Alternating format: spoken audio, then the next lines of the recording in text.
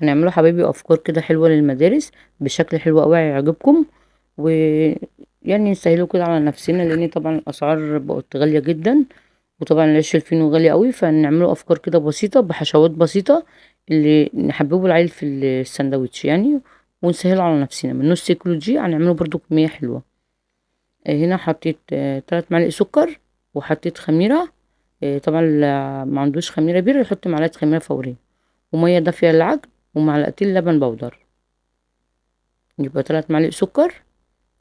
هنا طبعا انا بنشط الخميرة.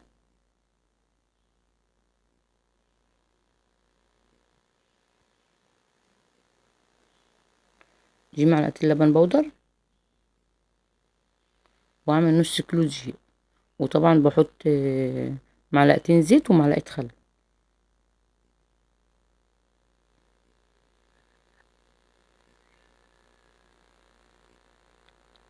الزيت برضو والخل دول اساسي في العجين. دي معلقة برضو بيكنج باودر، معلقة صغيرة، ورشة ملح. وحطيتها حبايبي كده في العجينة. 3 معالق سكر، معلقة لبن بودر او معلقتين، حسب طبعا، لو ما عندكيش ما تحطيش، ومعلقتين زيت، ومعلقة خل، و... ومعلقة بيكنج باودر. هنا هقسم العجينة لان انا عاملها لونين.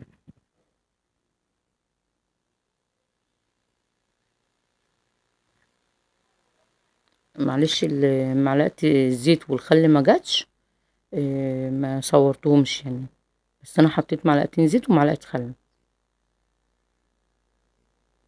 هنا حبيبي ده لون. حطيته برضو هو اللون بودر، حطيت برضو منه في مع نص معلقة في حبة مية، وضوبتهم وعملت بيهم العجينة. هتدي شكل حلو قوي ومنظر حلو للعجينة. اللي انت برضو بتشبعي برضو العيل بالمنظر، لان العيل برضو في الشارع بيجري ورا اللون. مش مشكلة الطعم ايه، هو بيجري ورا اللون. والحشوة بسيطة جدا. كان عندي حتة جبنة موتزاريلا، بواقي جبن. يعني انت بقى الجبنة جبنة قريش حطي، جبنة بيضة حطي، اي حاجة بقى، اي حاجة حطيها، جبنة فيتا. اللي انت عايزاه بقى تحطيه، وحبة زيتون ومعلقة زعتر. هنا انا حاطة جبنة بس، يعني الحشو انا عاملاه جبنة.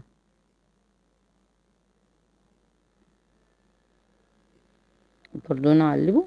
وال وفكرة العجينة حلوة جدا، اللونين. انا قلت برضو ايه على اساس يعني كل واحد، يعني العين برضو هي اللي بتبص. العيل مجرد ما بيلاقي حاجة فيها ألوان بيجري عليها. فدي من نص كيلو دي مش مكلفة خالص، وحبة لون صغيرين. طبعا اللي مش عايز يعمل لون ما يعملش، هي الفكرة واحدة. أنا هنا مرقيقة العجينة أوي عشان عاملة طبقتين.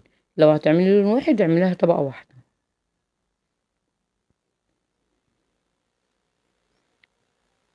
بص بالعجينة هنا هتخمر، خمرت هنا هنقطعوها وأوريكم هنعملوها ايه.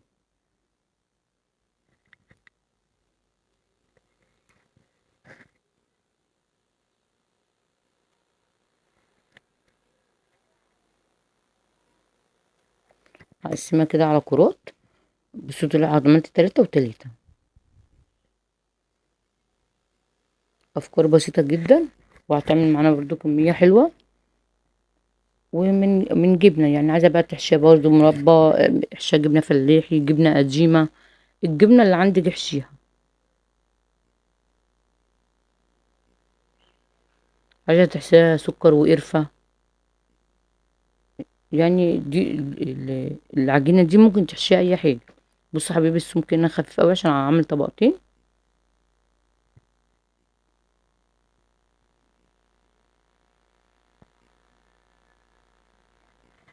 بص أنا هنا حطيت معلقة نشا، قلت عشان خاطر العجينة ما تلزق.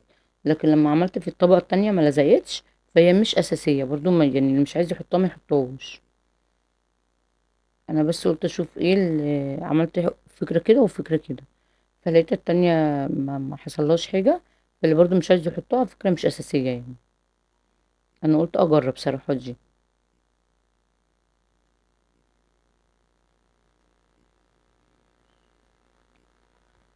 أحط بقى الطبقتين وأسويهم الاتنين قد بعض. وبعد كده اقطعهم ونعمله بقى ايه اشكال كده حلوة تعجبكم، بفكرة بسيطة جدا برضو يعني، اشكال خفيفة. بس يعني هتعجبكم يعني.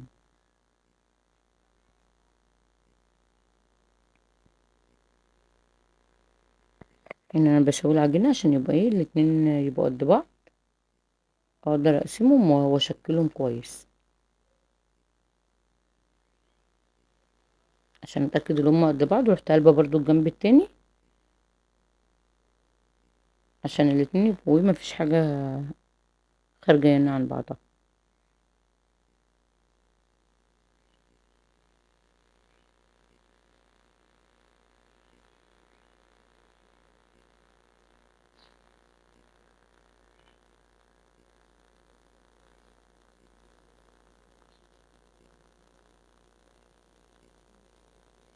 بس حبيبي بقى بسكينة بقطعة البيتزا، يعني هنقطعها بقى زي ما احنا عايزين وبالاشكال بقى اللي احنا عايزينها. هي هنا الفكرة على اساس اللونين يعني يلفتوا نظر العيل.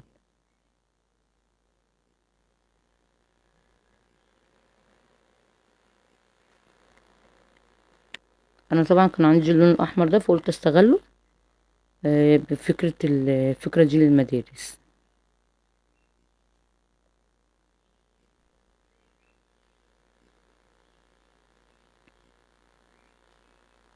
كنت جايباه طبعا عشان كنت عاملة الملبن عشان مولد النبي، فقلت كده ايه برضو نعمله فكرة كده كويسة تنفع برضو بيها المدارس. بصوا ان انا عملت زي زي كده، هيدي شكل اول لما اجي افرد ابرم العجينة، هتدي شكل جميل في الاخر. وبصوا يعني حاجات لفتهم كده على بعض برضو مش تعب يعني، برضو فكرة حلوة بدون تعب وبدون مجهود.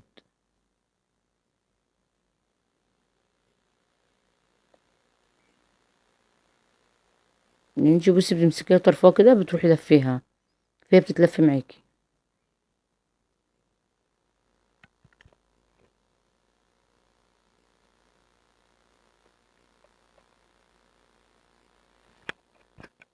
والحشوة طبعا بسيطة، احنا هنحشوها جبنة.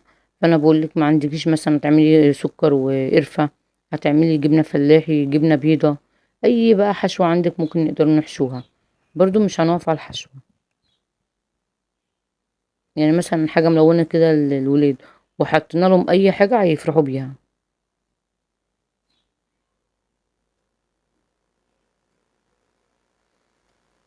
بصوا يا حبايبي الشكل، طبعا الاتنين مع بعض عاملين شكل حلو قوي، وهنعملوا افكار تانية. واللي عايز بقى افكار سهلة ولا حاجة برضو يبعتلي وانا اعملها له.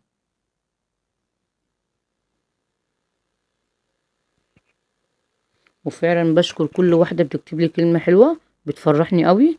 ربنا يا رب يخليكم، متشكرة قوي لذوقكم على الكلام الجميل فعلا اللي انا بسمعه.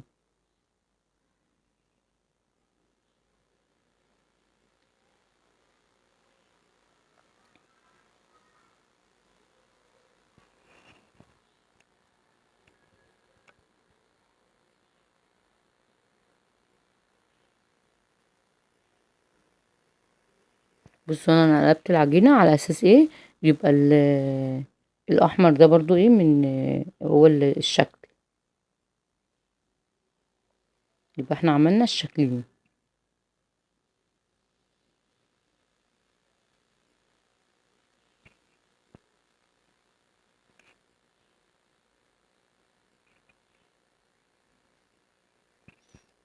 بصوا يا حبايبي هكمل بقى بقية الكمية، وهنا هعمل لكم الجزء التاني.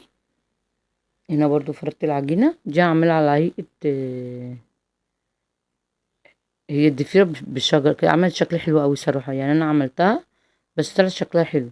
انا كنت عاملها ضفيرة فرحت عاملاها بقى بهيئة شجرة حلوة كده، فطلعت جميلة يعني الشكل طلع حلو. يعني انا ما كنتش متخيلة يبقى كده يعني.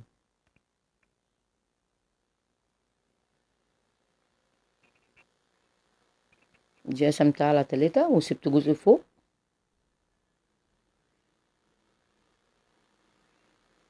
يعني دي فكرة بسيطة جدا بس انا ما كانتش في دماغي كده، انا كانت في دماغي ضفيرة بس.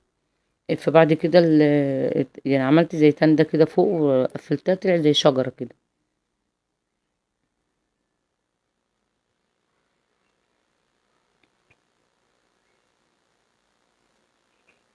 فكرة برضو سهلة قوي.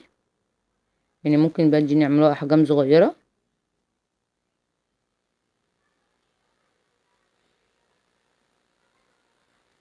الجبنة كانت ياما كنت بشيل منها عشان ما تلزقش معاك العجينة.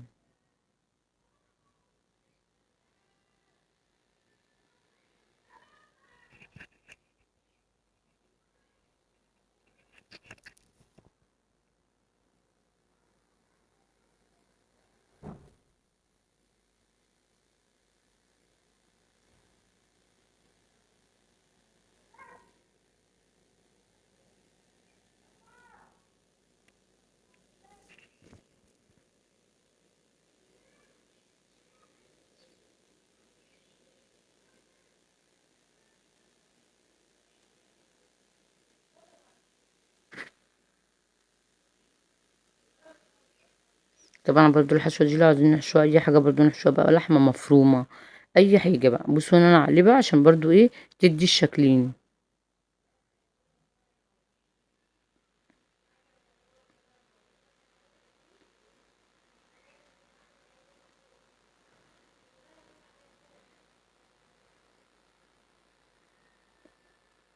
هتدي الشكل بقى تعجبكم قوي. وفكرة بسيطة والله، يعني ايه اصلا ما كانتش، انا كنت في دماغي عملت فلفل لما سبت الجزء اللي فوق ده بس عشان ايه تدي الالوان تبقى باينة. فعطت شكل حلو قوي يعني.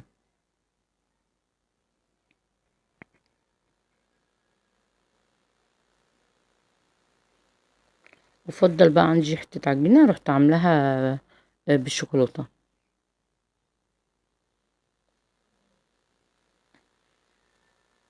بس حبيبي كده اقفلها.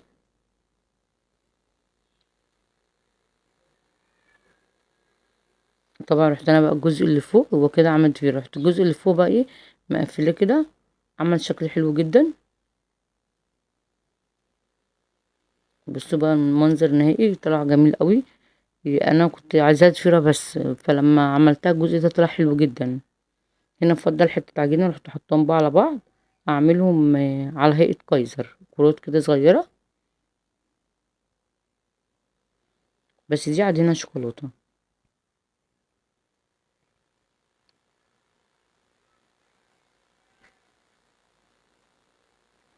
افكار بسيطة وسهلة، من نص كيلو دي بتعمل معايا كمية.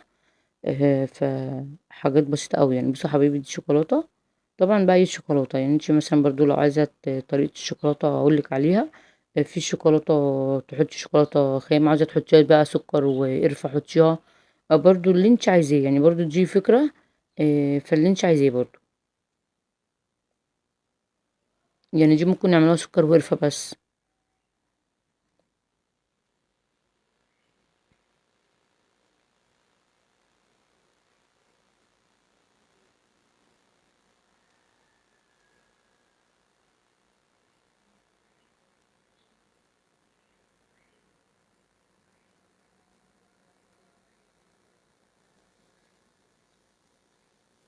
بصي عشان تدي الشكل رحت عاملاها كده. فطلعت برضو جميلة جدا. بصي يا حبيبي الشكل النهائي. عملت منها طبعا اشكال حلوة. ومن نص كيلو دي عملنا كمية حلوة برضو هنعمله منها، وتحط في الشكل اللي يعجبك بقى اعمليه. احنا بس بنقول افكار على اساس نحببه العيل في السندوتش. ونسهله بقى على نفسنا، يعني بدل برضو ما بتجيبوا حاجات كتيرة. ممكن جاي نوع جبنة يعمل لك سندوتش اي حاجة. ايه رأيك يا حبيبي في الشكل؟ هنا بقى بدينا معلقة لبن وعسل. برضو اللي عايز يكسر بيض يكسر. احنا هنا ما بنبسطه على نفسنا خالص يعني. ما عنديش بقى لبن، بحط حبة مية بسكر كده وادهنها. مية بس اللي انت بقى عايزاه. هنا حطيت بس في هنا دي حبة سمسم.